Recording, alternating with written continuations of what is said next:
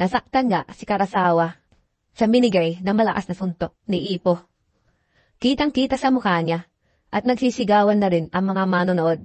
Hinihintay na nila ang KO ni Karasawa. At dahil doon, hindi na siya tinitigilan pa ng champion. 30 seconds na lang ang natitira sa first round.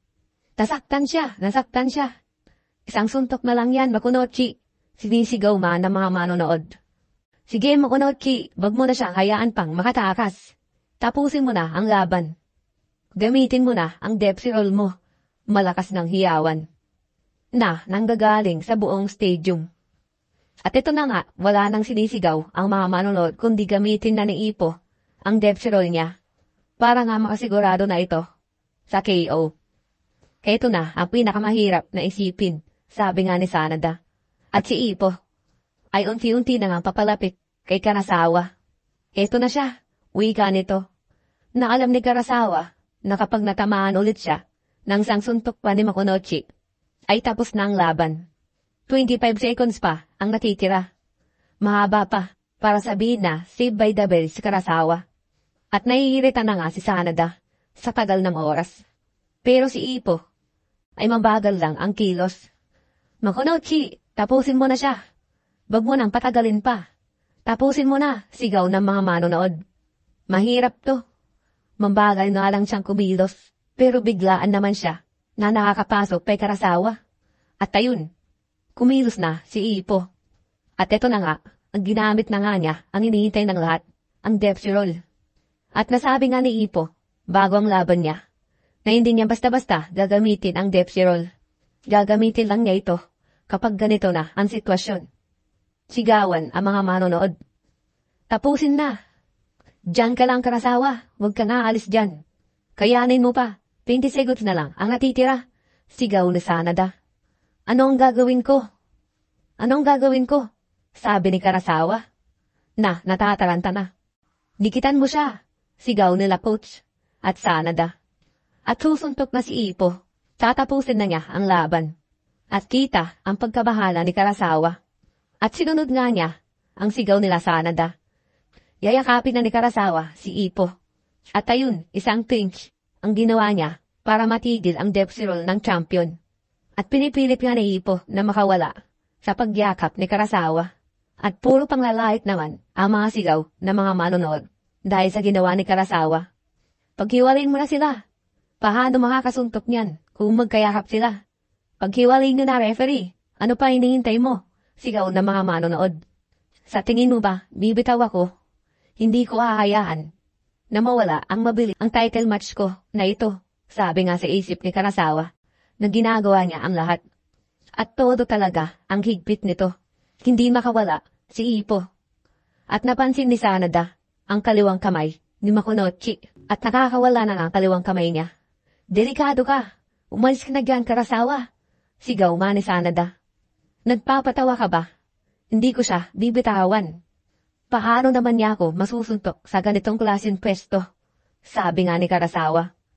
Tumalon ka na pa atras. Sigaw ulit ni Sanada. At napansin na ni Karasawa. At mabilis siyang umalis kay Ippo. Dahil isang uppercut na pala para kay Ippo. Gulat na gulat si Karasawa. Pero buti at hindi siya inabot nito. Sayang, sigaw ng mga manonood. Muntik na ako dun. Saan nanggaling yung uppercut na yun? At hindi pa tapos si Ippo. Tatapusin na niya ang laban. Umakbang na agad ito papalapit kay Karasawa. Ano? At isang mabilis na left jab kay Ippo. Sapul sa mukha si Karasawa. Kaliwa, pero mukhang isang straight na yun Hindi lang jab, sabi ng mga manonood. At sa lakas ng suntok ni Ippo, ay napalipad na ang ulo nitong si Karasawa. At mukhang mapupunta pa siya sa mga lubid ng ring. 15 seconds na lang ang natitira. Habang si Karasawa ay nasyak pa rin sa suntok ni Ippo. At ang champion ay papasugod na ulit kay Karasawa. Matapos ng tamaan ni Karasawa ng isang malakas na straight kay Ippo, papasugod na si Ippo para tapusin ang laban. Makikiyo kaya ni Makunochi si Karasawa sa first round pa lang ng laban. At tumilapon na si Karasawa sa neck ng ring. Dahilan para hindi agad siya ma-down. At mabuti na lang sa net ito at nakayanan pa niya matayo pero nanginginig na ang mga tuhod niya. Napahawak siya, sigaw na mga manonood.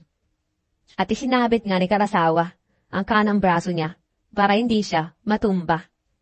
Hindi ko hahayaan na matalo ko sa first round ng laban, sabi nga sa isip ni Karasawa.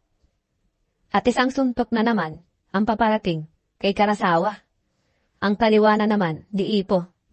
Gulat ulit itong si Karasawa at kitang-kita nga na naglaki ang mata niya. At biglang itinaas agad ni Karasawa ang guard niya. Sapul si Karasawa. Sa lakas ng suntok ni Ipo, ay pati ang neck ay nabinat nga ito. At balik si Karasawa malapit na kay Ipo. At isang kanan naman ang tumama kay Karasawa. Sapul nga dito ang mukha niya. Isang magandang combo ang ginawa ni Ipo. Kahit na ang guard ko ay hindi gumagana sa suntok niya. Hindi ko na ata kakayanin. At sabi nga sa isip ni Karasawa, ibang klaseng left and right combo. Sigaw na mga manonood. Sige na, gawin mo na ang depth roll no Honochi. At mabilis na humakbang ulit si Makonochi. Papalapit kay Karasawa. Nagulat si Karasawa na nasa harap agad niya si Ipo.